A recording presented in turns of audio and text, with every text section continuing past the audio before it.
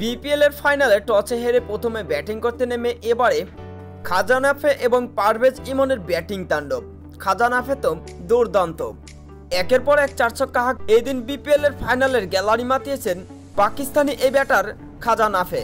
Fortune বরিশালের বলগুলোকে এই দিন প্রত্যেক টাইম গ্যালারি ছাড়া করেন খাজানাফে। ফরচুন বরিশালের বলারদেরকে তিনি আজকে কিছুই মনে করছিলেন না। একের পর এক বাউন্ডারি হাঁকিয়ে 37 বলে এই দিন 50 করেন খাজানাফে এবং দুর্দান্ত কিছু চার ছক্কা হাঁকিয়েছেন এই দিন খাজানাফে। রিশাদ হোসেনের একটি বলে তো অসাধারণ এক নলুক ছক্কা খাজানাফের কাছ থেকে, যে ছক্কার দিকে তাকিয়েছিল এই দিন ফরচুন বরিশালের সকল ক্রিকেটাররা। বলার রিশাদ হোসেন, উইকেট কিপার মুশফিকুর রহিম এবং নন স্ট্রাইকে পান্তে থাকা পারভেজ ইমন, এমনকি গ্যালারিতে থাকা সকল দর্শকরাও তাকিয়েছিলেন খাজানাফের এই নলুক ছক্কা দেখার জন্য, কেননা খাজানাফে নলুক শটগুলো দুর্দান্ত খেলে থাকেন। ফরচুন বরিশালের হয়ে ওপেনিং পার্টনারশিপে দুর্দান্ত খাজানাফে এবং পারভেজ ইমন।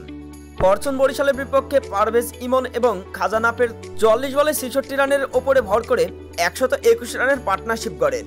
খাজানাফে এই দিন ফরচুন বরিশালের বিপক্ষে 3টা ছক্কা এবং 7টি চারের সাহায্যে 44 বলে 66 রানের এক বিধ্বংসী ইনিংস খেলেন।